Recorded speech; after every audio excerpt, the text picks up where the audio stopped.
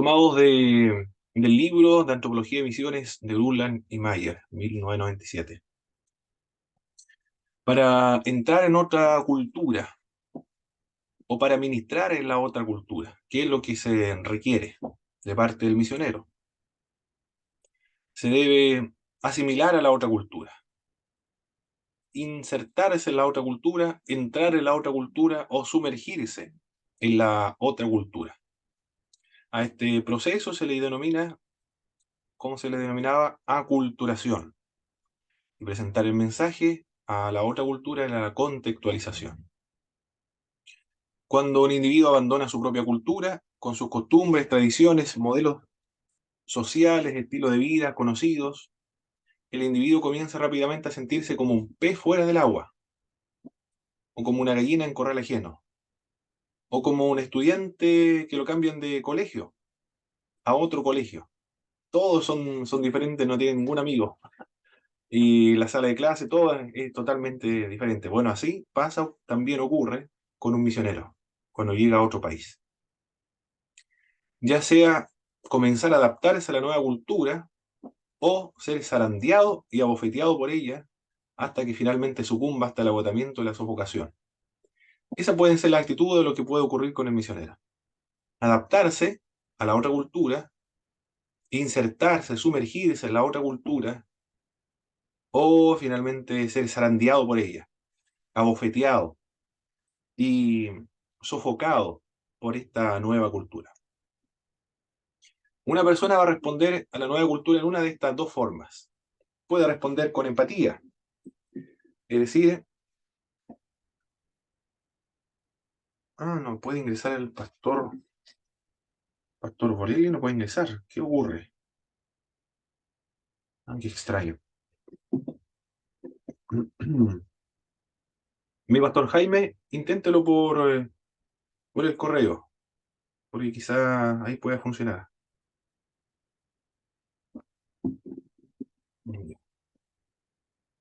¿Dónde estábamos? En el misionero o la misionera puede responder a la nueva cultura en una de estas dos formas. Una puede ser con empatía o ponerse en el lugar de la otra cultura.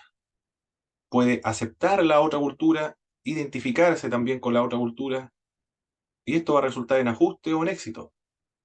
Esa puede ser una actitud con la cual puede enfrentar el misionero la nueva cultura. Pero también hay otra actitud negativa. Puede que se produzca el choque cultural. Y si se produce el choque cultural va a terminar en un fracaso. Va a echar de menos las comidas, el acento, la música, la zona geográfica, todos sus familiares se van a acordar de todos sus parientes, amigos, hermanos. Va a querer volverse nuevamente al país de donde vino. Por eso que se requiere, uno de los requisitos de los misioneros era la vocación, como hemos estado comentando en las clases anteriores, para superar o sobreponerse a esta actitud de lo que ocurre con los misioneros. Se va a producir un choque cultural. El choque cultural viene en tres etapas. Todos los misioneros lo experimentan. En primer lugar está la fascinación, es decir, o también se conoce como la etapa del turista, donde el misionero va al nuevo país y encuentra todo maravilloso o todo fascinante. La gente tiene otro acento, bueno, en el caso si habla el castellano, pero si se inserta en otra cultura, totalmente diferente, donde se habla otro idioma, ya va a ser mucho más complejo. Y le va a gustar, de primero le va a fascinar, porque es como un turista, como todos los turistas. El clima, las montañas, los árboles, el pasto, ya los árboles no son los árboles de acá del país. El pasto igual pareciera uno que se fascina hasta con el pasto cuando viaja a otros países. Eso es lo que yo más miraba. Bueno, miraba los árboles, miraba las montañas, pero el pasto, quería ver si era igual el mismo pasto de acá de Chile. Cuando salía a correr, a trotar, me acuerdo, en Uruguay, me daba cuenta que el pasto era mucho más ancho, más grueso. Era como ir raspado mucho más también cuando uno hacía esto en la mano. Pero miraba todo eso, ¿no? Realmente fascinante. La gente también, conocer a otras personas, a otras culturas. Bueno, eso es normal para los turistas y también para el misionero porque es como si estuviese viajando. Pero hay una diferencia con el misionero porque él no es un turista.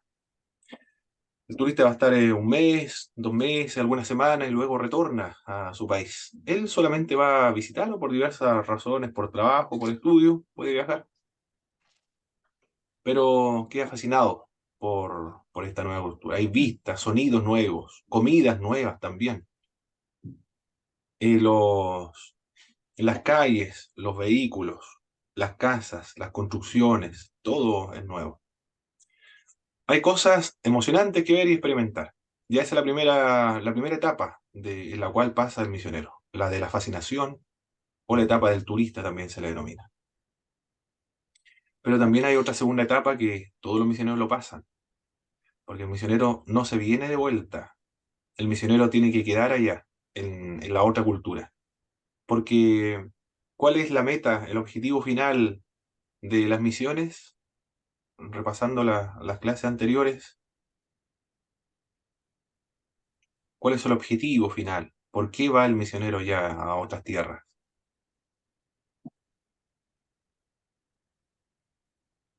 Para llevar el mensaje, la palabra, Muy plantar bien, iglesia, eso, evangelizar, ujú, discipular y plantar una enseñar. iglesia. Plantar una iglesia. ¿Eh? Y esta Ujú, iglesia tiene que tener ciertas características. ¿Qué autóctona, características? Autóctonas, perfecto. ¿Qué ujú, significa autóctono? ¿O qué quiere decir en una iglesia autóctona? que tiene sus propias bases, su mismo lugar. Muy bien, tiene la misma característica del lugar. Es autofinanciada, Ujú. autopropagadora y autogobernada. Muy bien. Es el propósito de la meta entonces. Por lo tanto, el misionero tiene que quedar allá para cumplir esa meta, ese objetivo final, o ese propósito de plantar o intentar plantar una iglesia local, una iglesia autóctona. Por lo tanto, debe permanecer ahí, no se devuelve. Ya en esa etapa, cuando se da cuenta ya que no es un turista, sino que tiene que trabajar y plantar una iglesia, ya esa parte es muy compleja. Esa segunda etapa se le denomina la etapa del rechazo. Un hermano me dijo de Puerto Montt, me dijo la etapa del sufrimiento, porque comenzaba a sufrir. La diversión, la fascinación de la nueva cultura Se acabó. comienza a desvanecerse. Es decir, ya no hay fascinación. Se desvanece toda la fascinación, la diversión. Ya no lo encuentra tan fascinante ni tan divertido.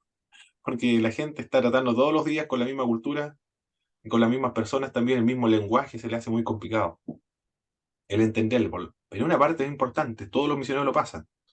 El recién llegado se enfrenta con la dificultad que implica el vivir en la nueva cultura, porque las reglas son diferentes. El recién llegado no está dentro de la mayoría. Es como nacer de nuevo, ¿ah? Aprender todo de nuevo. Nosotros aprendemos desde muy pequeño el lenguaje, el idioma. 5 años nos demoramos en aprender el idioma más o menos. Y después debemos aprender cómo comportarnos en la cultura en la cual nosotros estamos. Por eso la mamá, los padres le dicen, siéntate de una manera, come de esta otra manera, el, esto es lo que no debe hacer, esto es lo que sí debes hacer, estas son las convenciones sociales. Eso se aprende, pero se demora mucho tiempo en aprenderlo.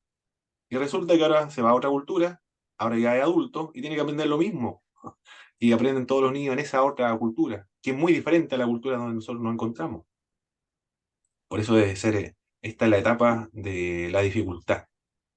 Se siente como otra persona, como un extranjero, no es parte de la mayoría.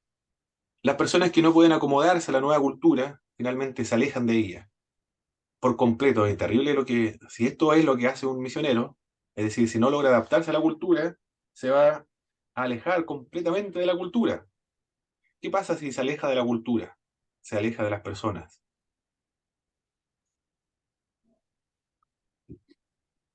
En el caso del misionero, es decir, si no logró adaptarse a la cultura, no pudo asimilarse a la cultura, se aleja, termina finalmente de ella. ¿Qué ocurre con la misión de la iglesia? Se estanca, se detiene, No le predica a nadie, porque no no hace puede nada. predicarle, no le va a Ujú. poder predicar, es decir, no cumple la función. Y no solamente se sostiene al misionero, ya se ha terminado la etapa, está sufriendo ya en esa otra cultura. Se aleja completamente de ella. Es lo que ocurre con los latinoamericanos que tienen que viajar por diversas razones, por temas económicos a los Estados Unidos, por ejemplo. Los que son más pequeñitos, los niños se adaptan fácilmente a la cultura donde ellos se encuentran. Tienen la capacidad de formar mejores amigos, o más rápido, y también de aprender el idioma. Pero a las personas que ya son ancianas, que tienen sus años, se les hace más complicado el aprender el idioma. Y ellos van a comprar, no le entienden, no se puede comunicar, le da vergüenza comunicarse en inglés. Tampoco se sumergen a la cultura, sino que se recluyen en sus casas y conversan solamente con sus familiares, lo mismo que hablan su propio idioma. Su mundo es su casa ahora. Se redujo su mundo, se recluyó en su casa, porque no pudo insertarse en la otra cultura. Muy terrible lo que ocurre con ellos. Solamente se puede escuchar a otras personas por medio de de la televisión o por medio de internet, pero ya está viviendo en otro país, no se puede comunicar con ellos. Eso puede ocurrir.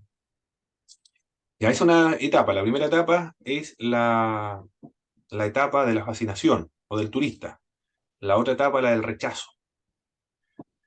Pero hay una tercera etapa. Esta tercera etapa se le denomina la etapa de la recuperación.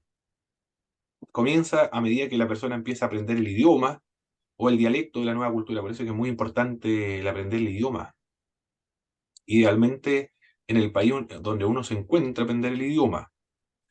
Después, obviamente, cuando se inserte en el país donde va, por supuesto, ahí va a practicar lo que aprendió, porque en realidad en otro país no se aprende muy bien, solamente lo esencial, lo básico, algunos vocabularios, pero muy básicos, algunas conversaciones básicas, la estructura de las oraciones, la sintaxis de las oraciones, los tiempos verbales, que son importantes, pero ya estando en el otro país ahí va a ser fluido, por la necesidad, esa es la razón, por la necesidad. Pero se le va a facilitar si aprende el idioma en el país donde pertenece el misionero. Y también aprender algunas reglas. Por ejemplo, en algunas culturas el mirar a los ojos cuando se están conversando, están hablando, eso es considerado como desafiante, como un desafío, como algo negativo.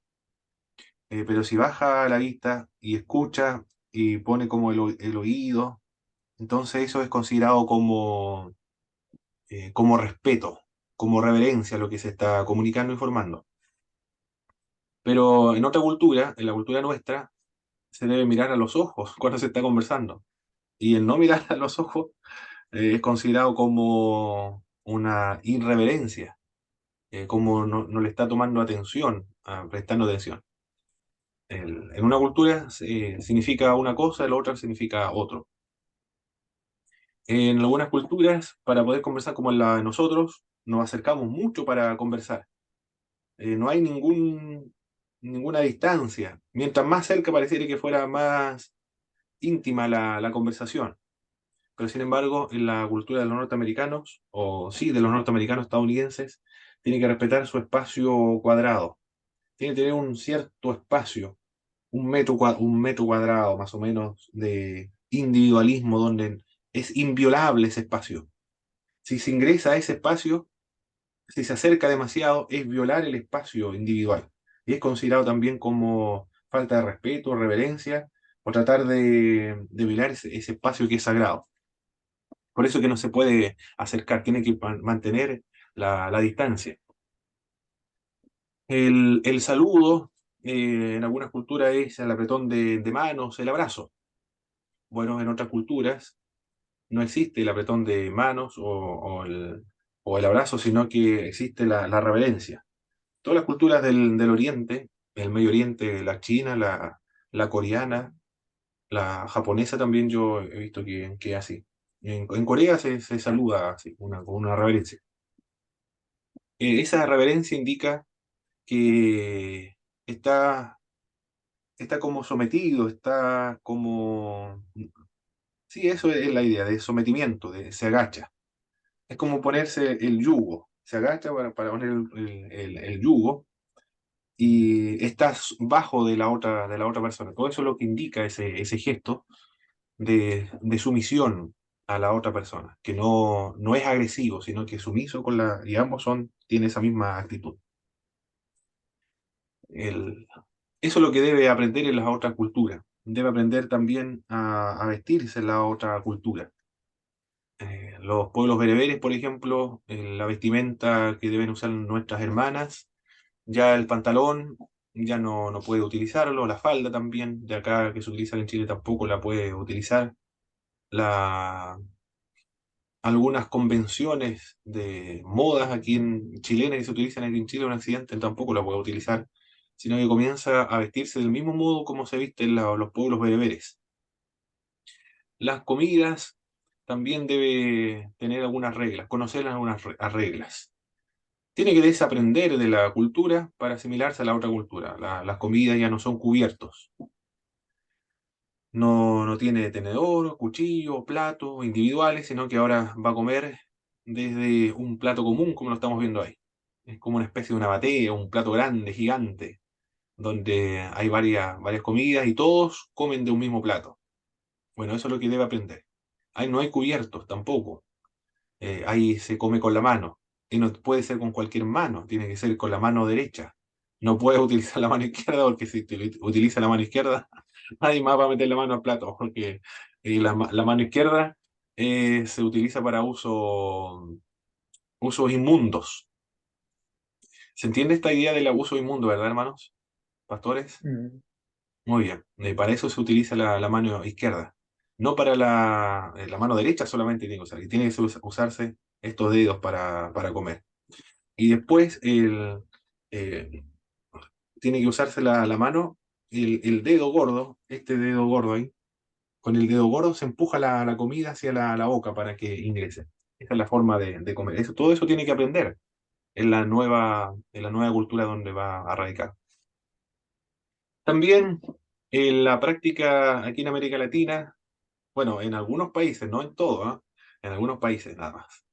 Aquí en Chile, por lo menos, todos los días la costumbre nuestra es la de irnos a la ducha y bañarnos, porque se siente mejor el cuerpo. Además que ayuda para la estabilidad emocional, dicen los psicólogos, con agua helada. Los hombres, las mujeres, obviamente, con agua más caliente o con agua tibia. Por lo menos a mí me gusta el agua helada, se refresca el cuerpo. Y en otras culturas no se puede bañar, porque los pueblos bereberes, por ejemplo, porque no hay agua, es desierto. Y el agua es algo muy vital, por lo tanto no se puede utilizar para cualquier uso, solamente se utiliza para, para beber. Entonces ya no se baña la gente. Ya eso es lo que debe aprender también, aprender a no bañarse. Y el agua solamente consumirlo para la salud, para mantenerse hidratado, pero no bañarse. Eso es lo otro que debe aprender. ¿Qué más debe aprender? Otras reglas, el misionero. El combustible para cocer pan, por ejemplo. ¿Cuál es el combustible que va a utilizar para comer pan? Los excrementos de animales, el excremento del camello y de otros animales que ellos tengan. Bien secado al sol, en las dunas del desierto, eso se va a utilizar como combustible para poder cocinar. El pan para hacer tortilla lo echan a este excremento y después lo raspan nada más y eso sirve para consumir.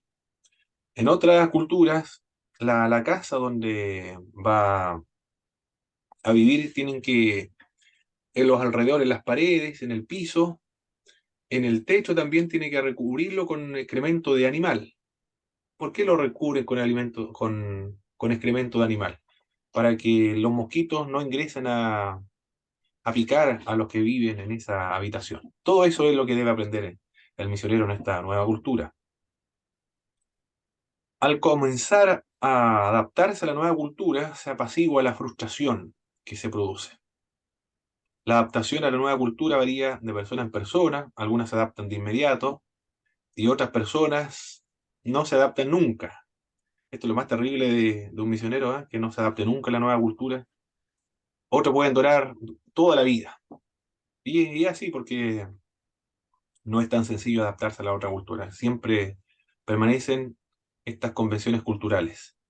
Los estadounidenses que llegan a América Latina siguen con esa misma característica de los estadounidenses de respetar el espacio cuadrado, por ejemplo, de cumplir con los horarios muy rigurosos en cuanto a los horarios, los ingleses sobre todo. En cambio, aquí en América Latina no hay un respeto, no hay una concepción acerca de los horarios.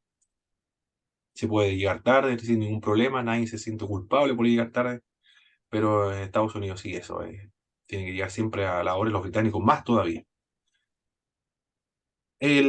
Bueno, eso en cuanto al choque cultural. La antropología cultural puede dar a las personas una perspectiva que le permita entrar en la otra cultura con el menor choque cultural y también con una recuperación más rápida. Es decir, la antropología cultural es una gran herramienta conceptual, es una ciencia humana, pero que le entrega la herramienta al misionero y se pueden ocupar para disminuir el choque cultural, para adaptarse más rápido, para conocer la otra cultura y también para comunicar el mensaje con mayor efectividad en términos entendibles para esa cultura. Eso es lo que le permite la antropología cultural. Le ayuda para avanzar con empatía, aceptación, para identificarse. Esta perspectiva se basa en los conceptos de etnocentrismo y relativismo cultural.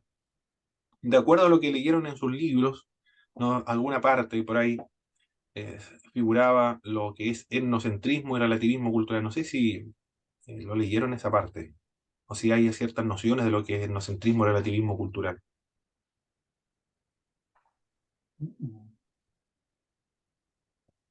Todavía no han No, encontrado esas palabras, perdón, ¿verdad? Etnocentrismo sí, la ni vimos por ahí, pero ok. Y relativismo cultural. Muy bien. Lo voy a explicar. El etnocentrismo consiste en juzgar, evaluar, criticar. Cuando hablo de criticar, me refiero a examinar nada más, no en el sentido negativo.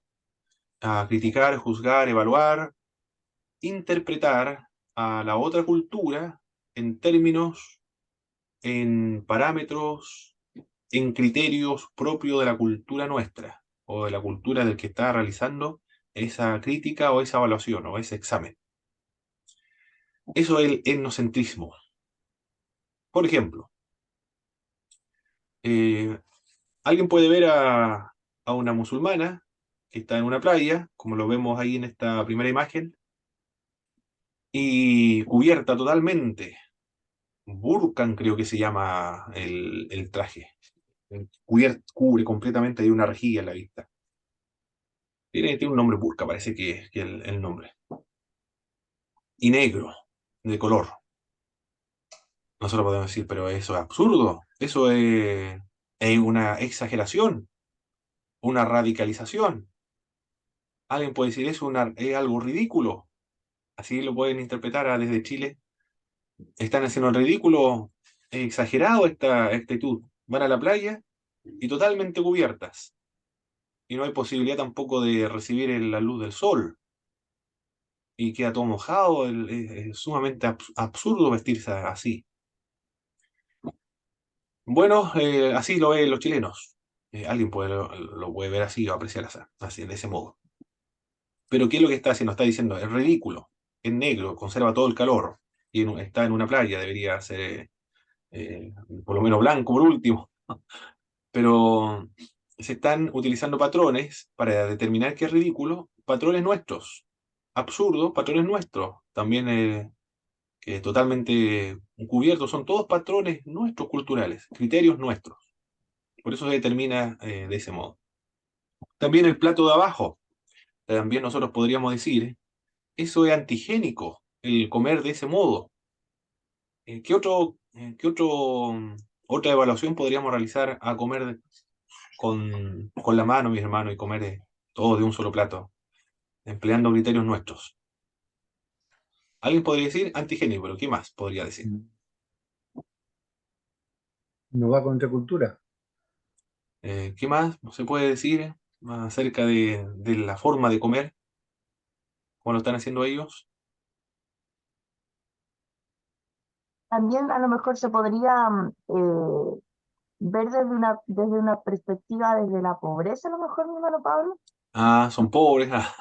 Muy bien, muy bien. También podría concluirse eso. Antigénico, hay una pobreza extrema, por eso están comiendo así con la mano. ¿Qué más podría decirse desde la perspectiva nuestra? Aquí estamos analizando esta forma de otras culturas, pero desde patrones culturales nuestros.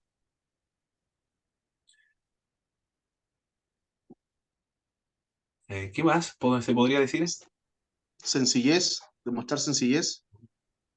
Bueno, pues también, sí, podría ser eh, analizando la forma de comer de ellos. También pues, se podría decir, ¿qué le dice la mamá cuando el niño está comiendo con la mano? Ah, esto es una señal de mala educación. Ah, muy bien. Entonces, nosotros lo podríamos ver qué maleducados son estas personas. Podríamos decir eso, ¿eh? Qué maleducación. Qué barbaridad comiendo así. Estas personas no son, nadie le enseñó.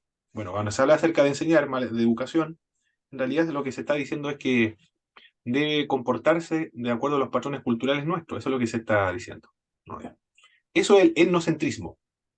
También puede ser que en la cultura occidental, por ejemplo, o un chileno, supongamos a un empresario chileno, a ver, deme algún nombre de algún empresario chileno. Polman, el dueño de Cencosud. Eh, Josh Polman, muy bien, conoce mi pastor Isenia, Josh Polman. Ese fue mi jefe cuando estaba en el Yumo, me acuerdo, en el Cencosud. Muy bien, Josh Polman. Y bueno, no, jefe directo, el último sobrinado que estaba de Josh Polman.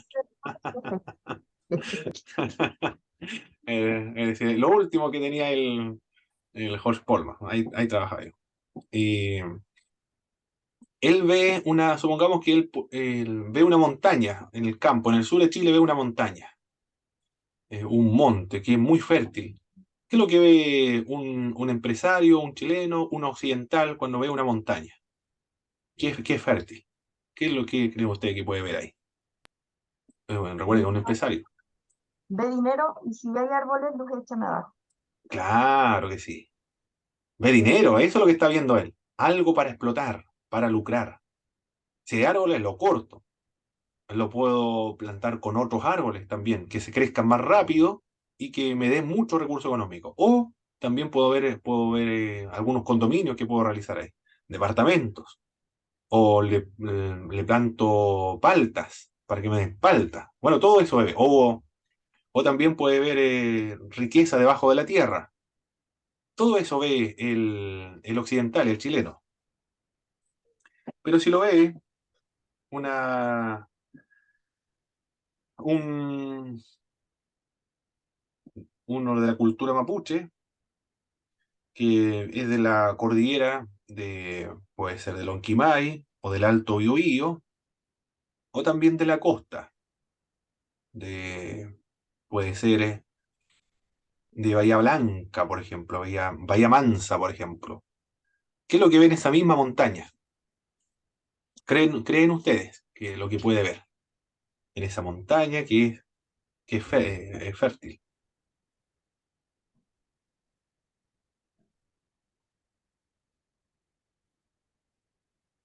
Bueno, desde una perspectiva mapuche, quizás lo ven como un regalo de la madre tierra Muy bien, y algo, también lo pueden atribuir a algo sagrado. perfecto. Muy bien, el pastor Licena. Conoce muy bien, conoce un poco la cultura mapuche, ¿eh? Mi tía podría ver ahí a Manquián,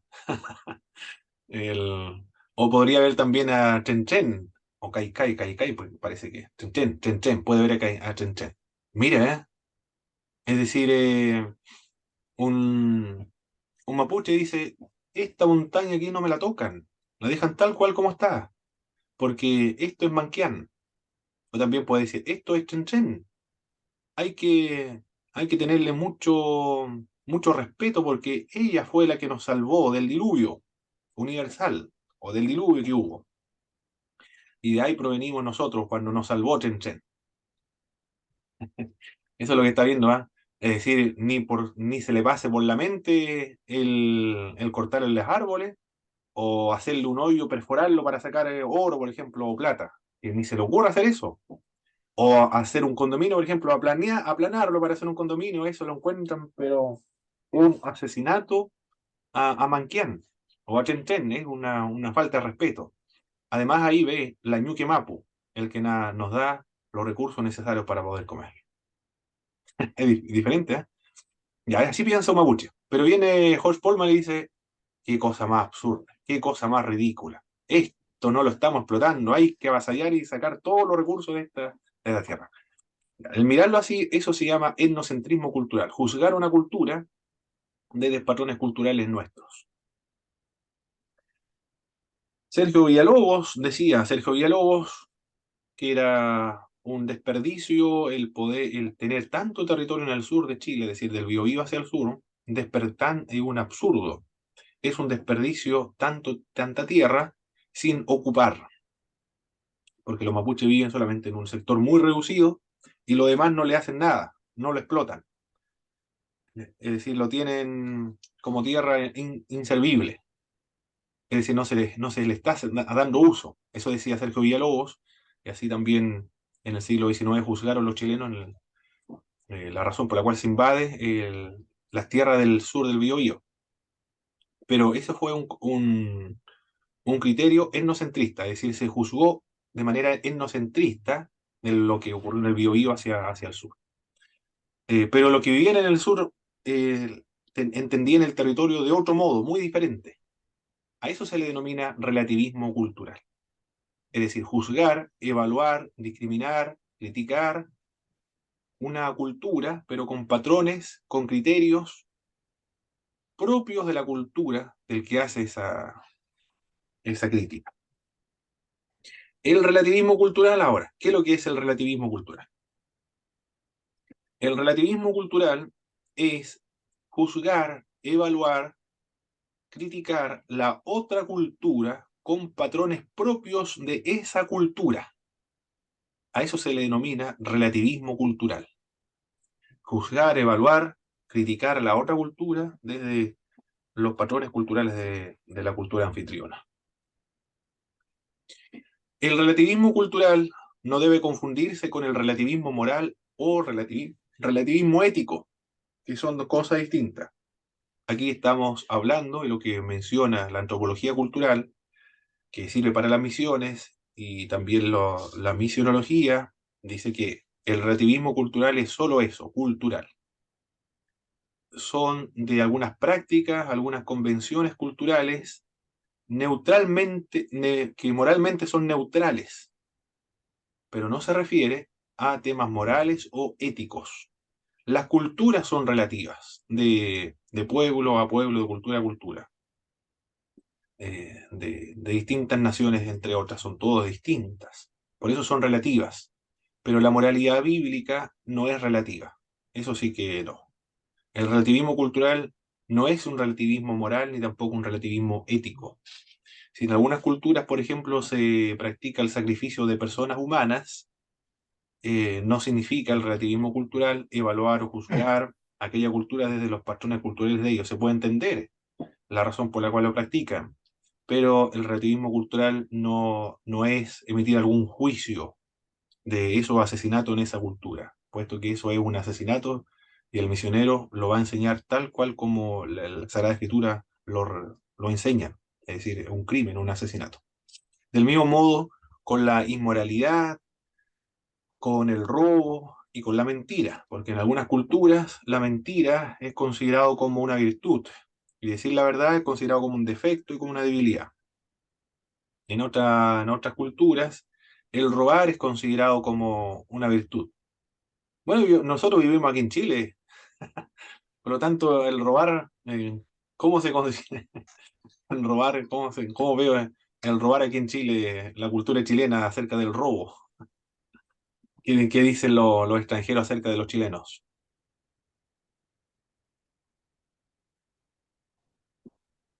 ¿Alguien ha escuchado la opinión que tienen los extranjeros acerca de los chilenos? Bueno, Hola, mi amado, ¿cómo estás? Dios le Bendiciones, bendiga. hermano Víctor. Amén. hoy- Mire, yo tengo la experiencia de ser carabinero, bueno, acá en Chile, ¿Mm? y he ido a diferentes convenciones con respecto a otras policías cuando nos capacitamos. ¿Mm? Y uno de las primeras cosas que ellos dicen o que digamos, le llama la atención en la cultura de nosotros con respecto a lo que tiene que ver con el robo o la corrupción entre las policías, que es totalmente distinta a otros lugares, que es ¿Mm? como más notorio, más evidente, las coimas que se producen, las extorsiones o otros tipos de corrupciones que también tienen que ver con el tema del robo. Entonces, eso sería, que son, quedan impresionados porque si bien es cierto acá en el país hay corrupción, hay, hay actos delictivos, pero son menores en comparación a otros países, bueno, de los que nosotros capacitamos, que el nivel de violencia y de robos es mayor que allá. No sé si me Sí, explico bien. sí, digo, Karma. En Perú, por ejemplo, la corrupción es tan alta en Perú, y en México también, que ellos dicen que aquí hay que votar por el que roba menos, dicen los peruanos. No hay que votar el que sea más limpio, sino el que roba menos. Por eso hay que votar, que no nos robe tanto.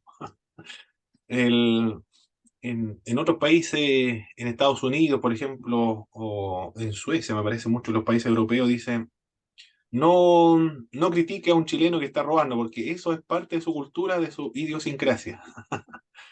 Es decir, ven al chileno como, culturalmente lo ve, el robar, lo ve como una virtud.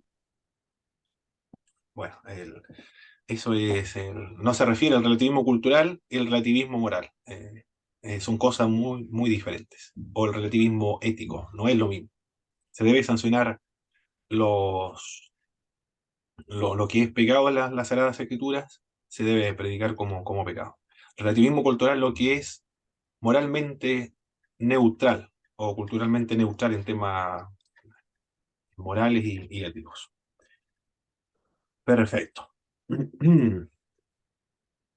¿Se entendió eso del relativismo cultural? No sentimos, ¿verdad, mis hermanos? Hermano pastor, igual. Criticar la cultura. Muy bien. Ya. Sigamos entonces. El evangelismo intercultural. ¿Qué es lo que es el evangelismo intercultural? El evangelio debe contextualizarse a la cultura anfitriona. Ya lo hemos hablado en otros términos, en otras oportunidades, lo que es la contextualización. ¿Alguien que pueda recordar, por favor, lo que es la contextualización del evangelio a la otra cultura?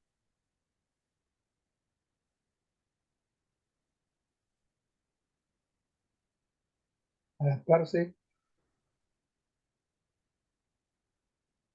¿Sí? ¿Qué más? ¿Adaptarse? adaptarse para poder predicar el evangelio.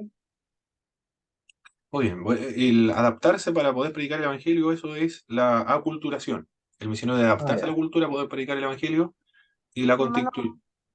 ¿Sí me autoriza? hermano Pablo, tratando de hacer memoria, tomar quizás ciertas creencias, ciertas características de la cultura y interpretarlas de tal manera que lleguen y poder presentarles el Evangelio tomando esas mismas características. Perfecto. Esa es la contextualización. Presentar el evangelio, la cáscara, en el barniz, en el ropaje de la cultura a la cual se predica. Eso significa que los elementos culturales nuestros, el ropaje nuestro, porque el evangelio sea cubierto de nuestro ropaje cultural, de nuestro barniz cultural, de la cáscara cultural nuestra, está revestido el Evangelio. Por lo tanto, cuando se lleva el Evangelio a otra parte, es eliminar la cáscara, el barniz, el ropaje y presentarlo en términos culturales del otro pueblo. Eso es, la contextualización.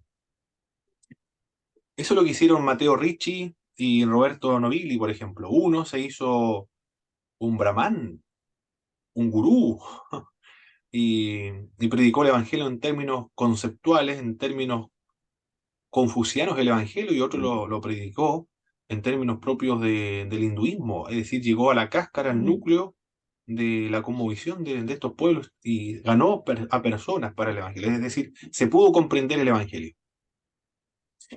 El, acá, por ejemplo, si una iglesia, en la región de la Araucanía, por ejemplo, que la región de la Araucanía no son iglesias autóctonas las iglesias mapuches, sino que son iglesias chilenas, pero no son iglesias mapuches autóctonas. Me refiero a autóctono es autopropagadoras, autofinanciadas, autogobernadas y que tengan las mismas características culturales del pueblo donde se inserta. Pero son en realidad iglesias chilenas, no son iglesias mapuches. Los cultunes se utilizan para la expresión de la espiritualidad, la chapelacucha, por ejemplo, la iquilla, que son los trajes de gala, equivale a nosotros el terno, la corbata, los trajes nuestros que usan las hermanas, que son de gala, pero para los mapuches, por ejemplo, son esos trajes de gala, eso es tan impecable ahí, desde la cultura mapuche, eso están vestidos de gala. La pifilca, todo eso son instrumentos musicales que se utilizan en el contexto de la espiritualidad. Bueno, eso mismo, la contextualización es adorar a Dios. Si fuese así, una cultura o una iglesia autóctona, entonces alabar a Dios en esos mismos términos, con esos mismos instrumentos musicales. Bueno, es que también las culturas son dinámicas, las culturas no son estáticas. Si las culturas son estáticas, tienden a desaparecer en el futuro. Las culturas no van constantemente modificándose, actualizándose, son dinámicas. Pero más o menos esto es lo que quiero indicar como ilustración de la contextualización. Vestirse del mismo modo como se viste en la otra tierra, presentar el Evangelio en ese sentido. La tarea principal de la misión es presentar al Evangelio de Cristo, el acto redentor de Cristo, gracias al cual se puede entrar en la nueva relación personal con Dios. El mensaje del Evangelio es un mensaje exclusivista. Esta es la característica de los cristianos, el exclusivismo. Somos exclusivos y exclusivistas. Exclusivos, solo Cristo salva. Exclusivista, no hay ningún otro camino de salvación. Todas las religiones están todas equivocadas. Es muy petulante, muy arrogante decir eso, pareciera, pero eso es lo que dijo Jesús de Nazaret. Bueno, no significa que en las otras religiones no hay algunos puntos de contacto, porque las religiones tienen su punto de contacto y también tienen su analogía de fe. El apóstol Pablo utiliza su punto de contacto, analogía de fe para predicar el Evangelio, como cuando va a Atenas, por ejemplo, cuando dice, al Dios no conocido que ustedes adoran sin conocer, ese es el Dios que yo estoy predicando.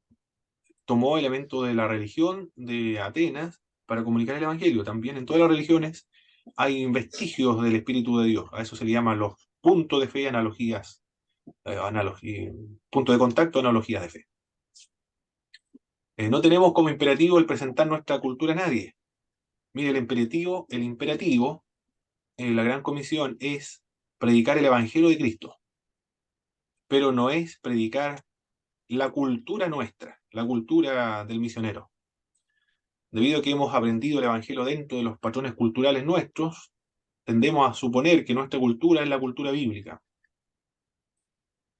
Eso es el error que cometieron los misioneros, recuerda, de los pietistas. Los pietistas, ¿qué es lo que querían hacer cuando le predicaron a los pueblos de Norteamérica, a los pueblos indígenas originarios de Norteamérica? Ellos entendieron que el Evangelio consistía y una iglesia consistía en estos nativos ser puritanos, congregacionalistas,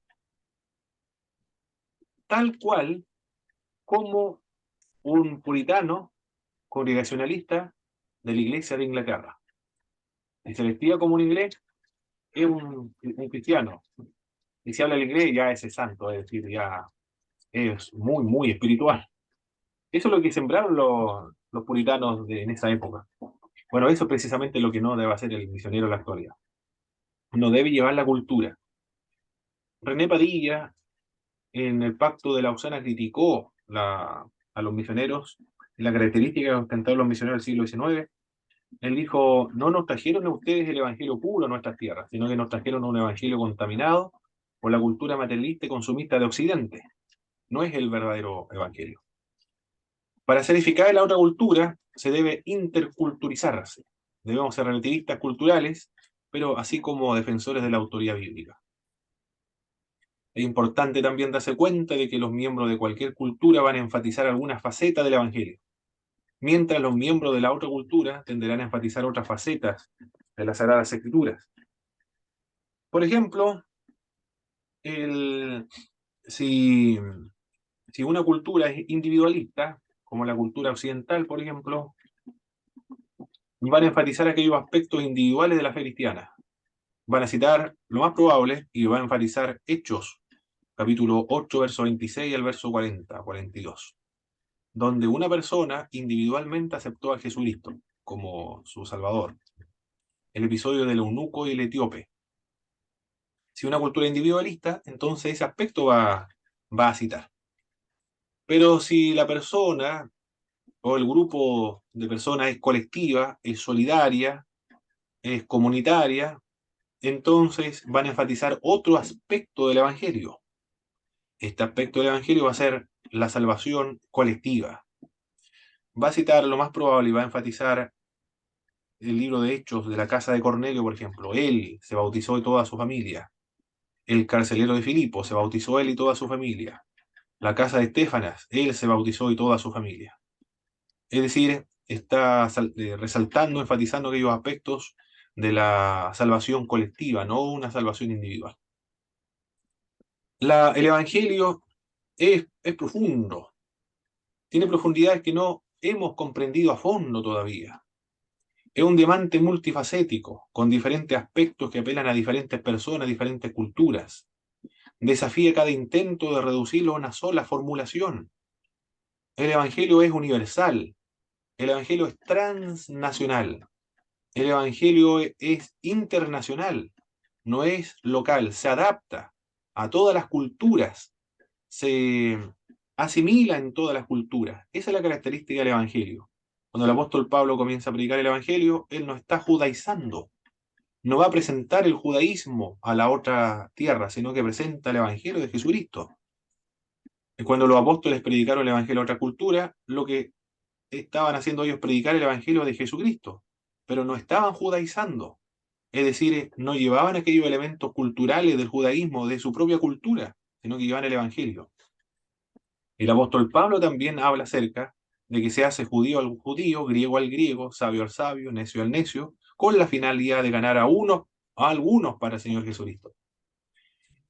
De eso se trata la predicación intercultural, de que se adapte al Evangelio, de contextualizarse. No hay ninguna formulación que corresponda a todo el Evangelio, porque desafía todo intento de reducirlo a una sola formulación. Por eso que el calvinismo no representa o no es el Evangelio, o el arminianismo tampoco es el Evangelio, o el luteranismo, el anglicanismo, o el pentecostalismo, el neopentecostalismo, o el catolicismo, o las iglesias ortodoxas. No es el Evangelio, porque el Evangelio es mucho más que eso. No desafía los intentos de reducirlo a una sola formulación. Es mucho más grande que eso el Evangelio. ¿Viva Toro, Jaime? No, nada, nada. Ah, ok. Mm. Es importante entonces que el misionero separe su cultura del Evangelio. No va a predicar la cultura, sino que va a predicar el Evangelio. Es solo cuando separamos nuestra cultura del Evangelio y lo ponemos en términos de la otra cultura que podemos comunicarlo puramente o eficientemente. Se puede comunicar fielmente. La antropología cultural da las herramientas conceptuales con las cuales traer los principios bíblicos de sus formas culturales y comenzar a hacerlos aplicables en cualquier cultura. Jesucristo no es cautivo de ninguna cultura, porque Jesucristo es el amo de todas las culturas. De eso se trata el evangelismo intercultural. Vamos a darle la oportunidad entonces a nuestra pastora, Licenia, para que diserte. Y después mi pastor Jaime va a dar la disertación. Vamos a comenzar con mi pastora Licenia. Ya vuelve mi hermano Pablito. Ah, perfecto. Sí, Ya. Entonces, cuando llegue me avisa y seguimos con la otra parte de la presentación. Mi amado, Sí, hermano Víctor. Dios le bendiga. Amén. Oiga, entonces, conforme a lo que usted estaba enseñándonos, ¿cómo entonces podemos equilibrar esta adaptación cultural con el mensaje? O sea, porque hay cosas que van como al límite de lo permitido y lo que no, no sé si, o sea, Correcto. porque hay culturas, no sé, por decir algo, que tienen 10 mujeres, o hay otras culturas que hacen ciertos ritos, ciertas cosas que van al límite de lo que nosotros comprendemos con el mensaje de la palabra del Señor. Entonces, ¿cómo Mm, poder equilibrar estas dos cosas? muy bien. ¿Qué es lo que qué es lo que era y lo que no era el relativismo cultural? ¿Alguien recuerda lo que estuvimos viendo? No tiene nada que ver con el relativismo moral y ético. Perfecto. No, relativismo cultural no se relaciona o no tiene que ver con el relativismo moral o el relativismo ético. Son cosas diferentes. El relativismo cultural tiene que ver con lo, lo culturalmente neutral en temas éticos o en temas morales. No sé si se respondió mi hermano Víctor la pregunta. Amén, mi amado, Dios le bendiga. Muy bien, hermano Víctor. Perfecto. Adelante, mi doctora Licenia. No sé si va a ocupar la presentación o hacer alguna presentación o no. Para. Ah, ok. Adelante, mi doctor. Buenos días, mis hermanos, pastores, Dios les bendiga. El día de hoy me toca exponer acerca del libro de David Bosch, Misión en Transformación, desde la página 69 a la 79, que abarcan 3 puntos importantes y que menciona el autor. El primero es la práctica misionera de Jesús y la iglesia primitiva. El segundo, en qué falló la iglesia primitiva. Y tercero, si existían también algunas otras alternativas.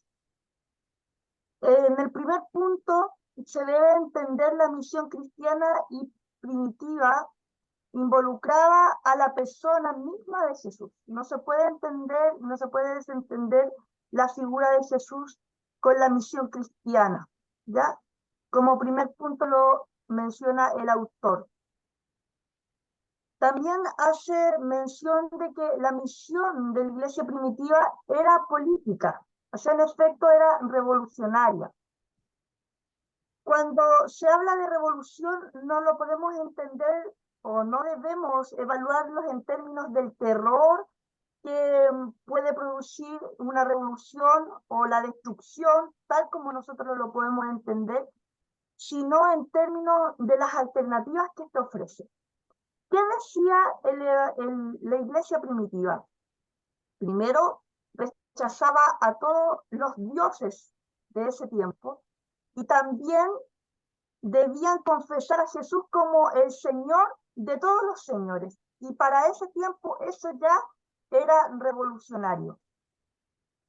La naturaleza revolucionaria de la misión cristiana primitiva se manifestó por las nuevas relaciones que se comenzaron a formar entre judíos, cristianos, romanos, griegos, bárbaros, esclavos y libres, ricos y pobres, hombres y mujeres. Esa relación que comenzó a haber también se vio como una revolución.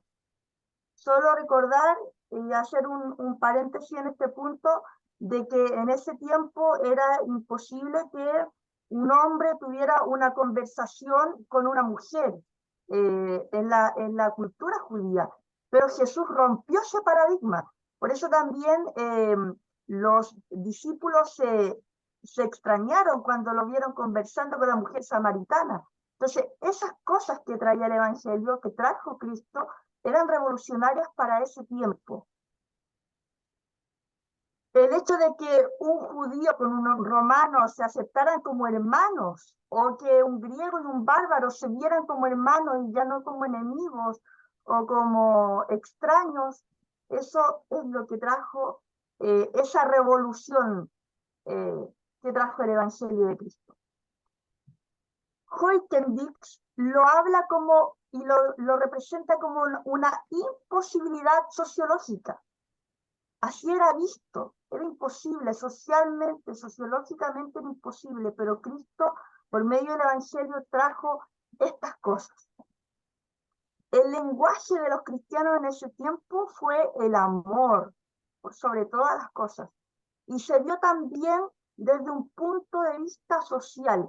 Se hablaba del Evangelio social, no para ganar más adeptos, sino porque era una expresión natural de la fe en Cristo, el preocuparse de las viudas, del huérfano, del desamparado, de poder atender las mesas. El servicio era visto como una expresión material de la fe en Cristo. Ellos no lo hacían para ganar a otros, sino que les nacía desde el momento que nacía la fe en Cristo en sus corazones. Por lo tanto, la práctica misionera de Jesús y la iglesia primitiva fue vista como una revolución en su tiempo. Pero también el autor menciona y hace este punto en qué falló la iglesia primitiva. Y la verdad es que si tuviéramos que resumirlo, la iglesia se mostraba cada vez más institucionalizada y menos preocupada por el mundo de afuera de sus cuatro paredes. ¿Por qué hace este punto el autor? Porque comenzaron a haber problemas. Hubieron algunos que comenzaron a tener rivalidades, comenzaron a haber roces entre ellos. Entonces comenzó a surgir que la iglesia se institucionalizó y comenzaron a preocuparse más de estas cosas y no de lo externo. Menciona el autor entonces que este fue el fallo de la iglesia primitiva. No obstante, mis hermanos queridos, mi hermano Pablo, era imposible que la iglesia no se institucionalizara, que no se, de alguna manera, que no se cimentara, porque el institucionalizarse hacía que la iglesia tomara un peso. Si no hubiese desaparecido a través del tiempo, hubiese sido un movimiento, una corriente revolucionaria que hubo alguna vez, pero era necesario que la iglesia se cimentara.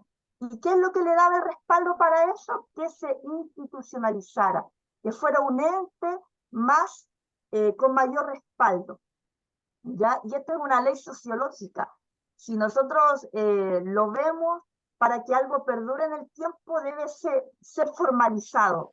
Si uno quisiera formar una empresa, tiene que formalizarla, tiene que hacerla legal. De lo contrario, está destinado al fracaso.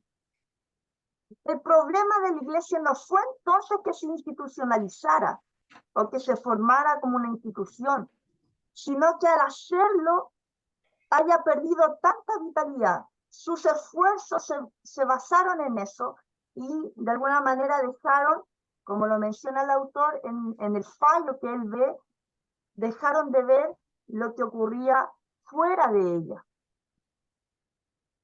No podemos ver a la iglesia y la misión como excluyentes, van unidas. La iglesia y la misión son una misma cosa.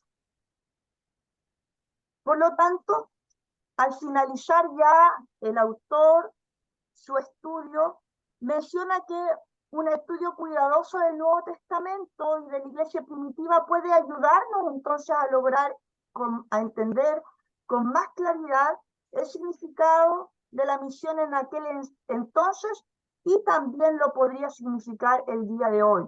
Entonces dice que la clave está en estudiar el Nuevo Testamento. Para ello, el autor toma tres escritores del Nuevo Testamento: Mateo, Lucas y Pablo, por la importancia que ellos tienen. Por dos razones. Primero, porque estos tres escritores tanto Mateo, Lucas y Pablo, tratan de manera adecuada y completa el material, de manera completa el material disponible del primer siglo, y nos hace entender entonces y nos hace un análisis profundo de los temas misionológicos contemporáneos. Y también porque estos tres autores neotestamentarios, nos ayudan y son representativos de la práctica y el pensamiento misionero del primer siglo.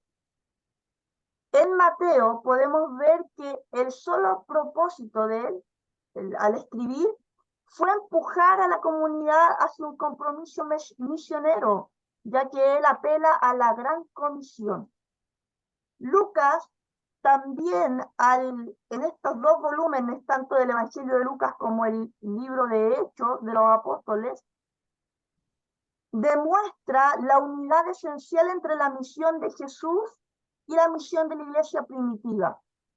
Y Pablo, por supuesto, no se puede concebir, dice el autor, ninguna discusión del concepto y la práctica misionera sin un estudio de los escritos y las actividades de Pablo, que es considerado el apóstol a los gentiles. La verdad es que creo que yo, en lo personal, me quedo con lo que menciona el autor en el punto en que falló la iglesia primitiva, cuando dice que la iglesia se mostraba cada vez más institucionalizada y menos preocupada por el mundo de afuera de sus paredes. Pasó en ese tiempo y creo que hoy día sigue pasando, porque hemos perdido la visión y la mirada de lo que está fuera de nuestras iglesias. Nos centramos en lo que hay dentro y por supuesto que está bien porque hay problemas que solucionar, hay cosas que mejorar. Pero también debemos ampliar nuestra mirada y ver lo que está ocurriendo fuera de nosotros. Mirar con misericordia a aquel que se está perdiendo sin tener la oportunidad de salvación para sus vidas. Lo mencioné en mi análisis del escrito que me tocó leer, que David Bosch es muy académico, por supuesto es muy completo en su análisis, pero quizás en la lectura se hace un poco difícil entender si uno no tiene conocimientos académicos, o algunos términos que menciona, por ejemplo, el inter alia. Cuando lo leí, tuve que investigar qué es lo que significa, porque inter alia la verdad es que uno así a primera no lo sabe. Pero ya cuando entendí que inter alia significa entre otros, entonces ahí uno puede hacer también esa aclaración en la lectura. Me parece un libro muy completo, muy académico, pero también difícil en algunos términos de entender. Pero si tuviera que quedarme con algo del autor, es esto, que quizás también hoy día no estamos muy diferentes a la iglesia primitiva, y debemos ampliar nuestra mirada para poder ver a aquel que está necesitado. Eso, mi hermano Pablo. Excelente, doctora Bendicenea. Muy buena exposición y muy claro también lo que comenta David Bosch. Me gustó lo que él dice en este libro, que es un libro, aquí lo tengo, mis hermanos, mis pastores también, que debe ser parte de la biblioteca de todos los estudiantes de teología, porque la misionología tiene que estar contemplado en todos los centros de seminarios teológicos. Este libro de David Bosch, La misión en transformación. Tiene otra grátula, pero se lo saqué porque me incomodaba para leerlo, pero un libro voluminoso. Y este libro, sí, tiene que ser leído por todos los estudiantes, completo. Aquí lo damos solamente, yo no lo di completo como libro de texto para misionología porque es harto y no tenemos tanto tiempo, pero con los libros de texto que le di, ya con eso ya es suficiente. Es lo mismo que aparece acá.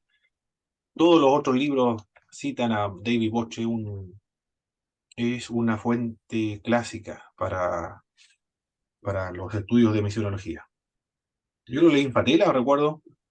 Nunca me lo había leído anteriormente en misionología, que había pasado anteriormente. Había leído a Jonathan Lewis, a Larry Page también, y otros libros de misionología, pero a David Bach nunca me lo hicieron leer, quizás porque es muy avanzado.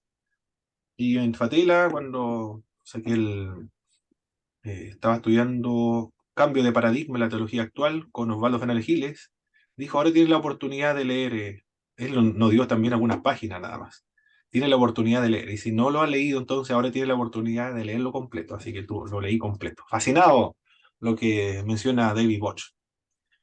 Lo que me gustó en una parte, uno lo lee, pero después se olvida lo que leyó, ¿ah? Por eso que cuando alguien diserta, pareciera que no lo había notado antes, porque uno lee rápido, pero cuando alguien lo diserta, lo comenta, lo explica, dialoga, lo discute, lo debate con lo que él está diciendo, es mucho más enriquecedora la lectura.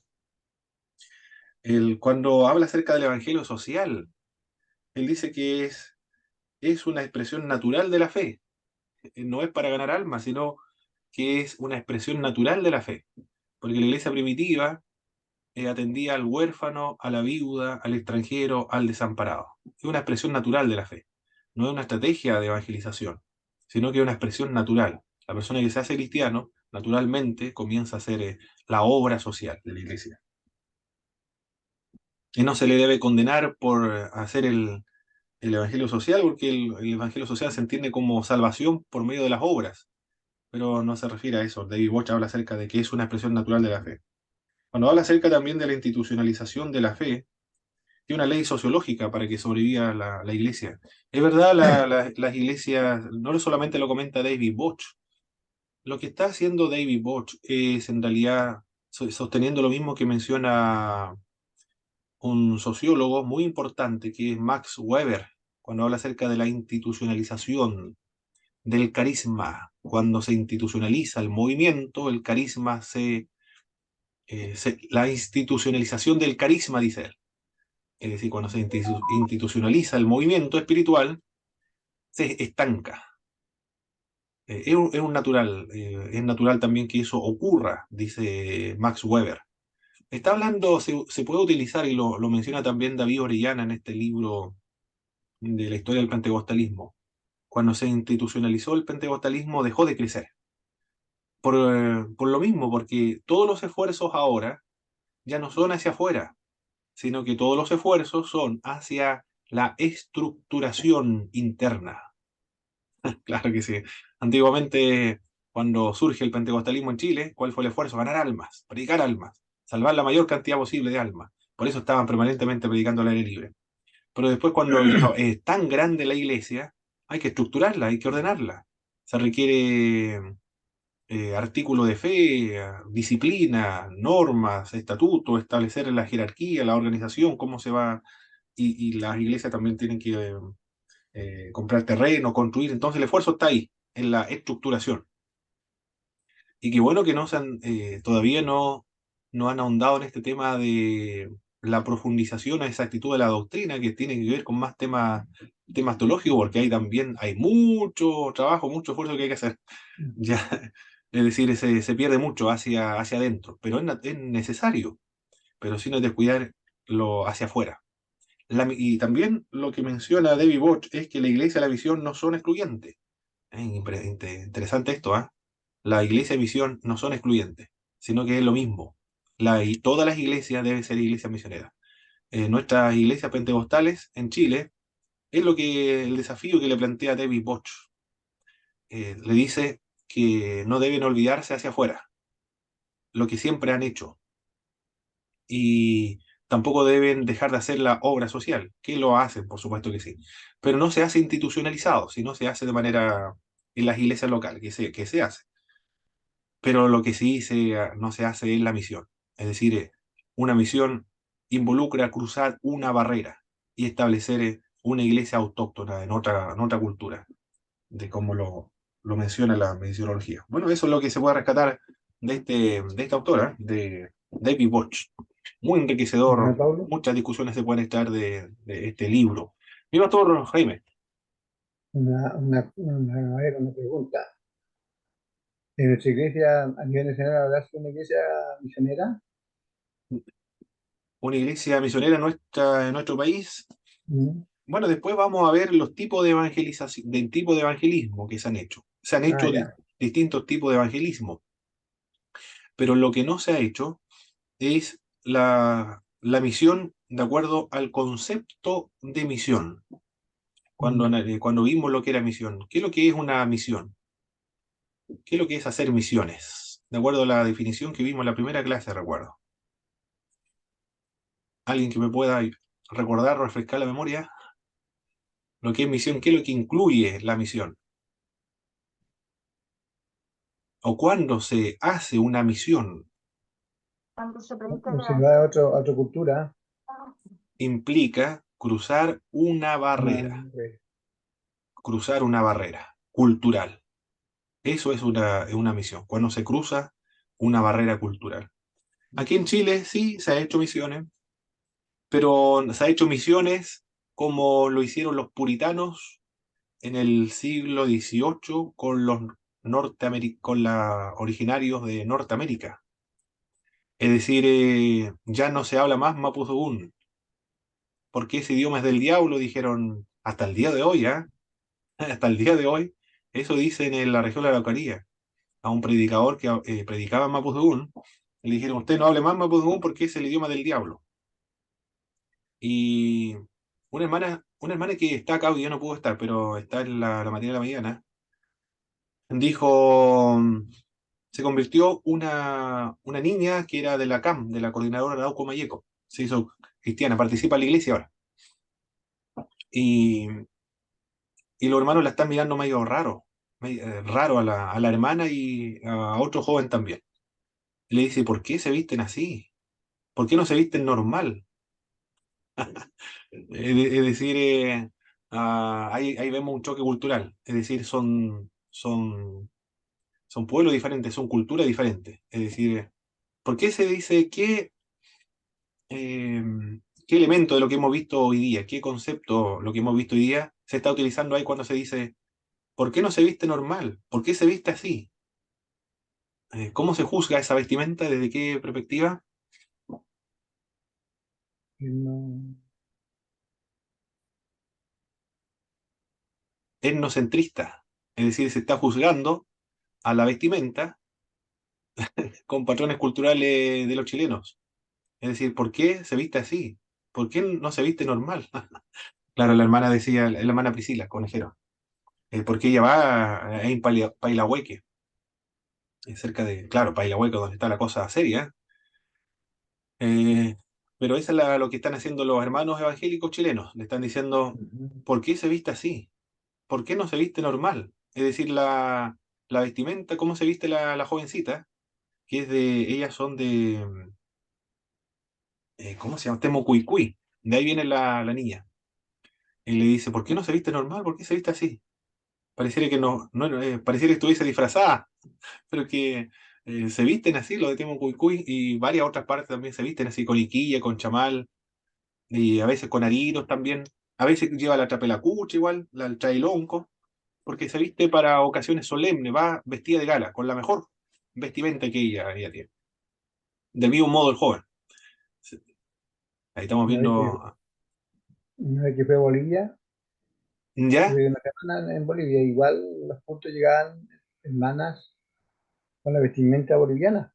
Eso, claro. ¿Sí? De las Era cholitas. impresionante, era bonita y nos da alegría, gozo, porque ver una persona de esa naturaleza, con esa cultura y todo, y nadie la miraba menos. Nadie. Con las Aparte cholitas. nosotros fuimos varios de acá de Chile y Mm, tampoco nos pusimos prejuicios, ¿no?, con la vestimenta, porque claro, entendíamos que era su cultura. exactamente. Claro, Así es. era bien agradable, hermana, bien. Mm, Y eran varias hermanas con la misma ropa de la mm. cultura boliviana. Sí, mire, mi pastor Vivanco él estuvo en Bolivia y tiene una fotografía cuando estaba en la pastora Norma creo que se llamaba la pastora, y ella tiene una fotografía en la casa con un gorrito, acá de estos negritos Ya, chiquititos, y con una vestimenta de cholita. ah, ya. Entonces, eso, vestirse así para los bolivianos Eso es, pero una honra para la cultura, Ujú, es decir, se siente parte de ella. claro. Y mi pastor Vivanco, también con mi pastora Norma, en esa época tiene en su casa, tiene una fotografía, y ahí está mi pastor Iván con un trailonco y con una manta, y la pastora Norma estaba con una trapelacucha y un trailonco. Esa fotografía se lo tomaron ahí en Roleguacho, Ujú. porque le gustaba ir a Roleguacho en esa época. Es decir, eso es respetar, valorar, celebrar la otra cultura.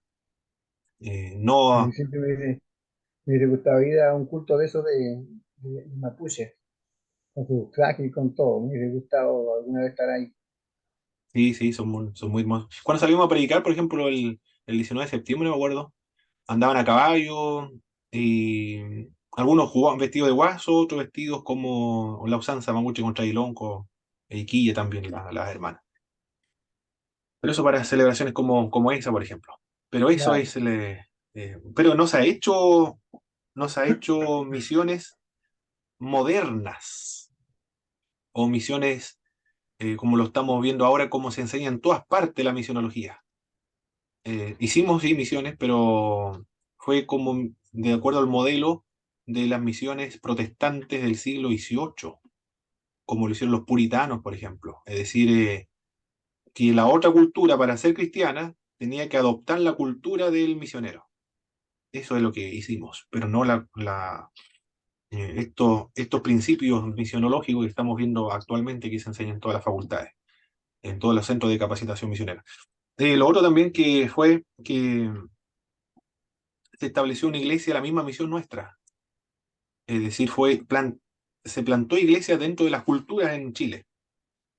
Eh, y actualmente se dice que deben plantar una iglesia autóctona, autosustentada, autogobernada, autopropagadora, con los elementos culturales propios de esa cultura. Eso tampoco se hizo. Pero se hizo misión, de acuerdo a los recursos que habían en esa época. Es lo que había nada más. Lo pero, que había pero se está. hizo. Pero actualmente el pastor de la ISA, Iglesia de Acción Apostólica, en Lautaro, él dice que cuando una iglesia y un pastor se compromete a las misiones,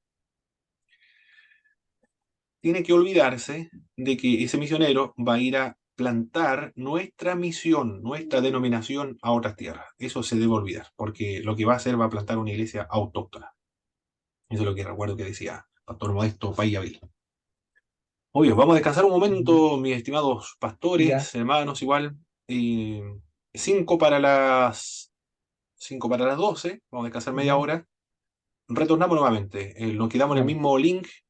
Apagamos solamente las cámaras, sin desconectarnos, solamente la cámara y el micrófono, y volvemos media hora más con la ayuda del Señor.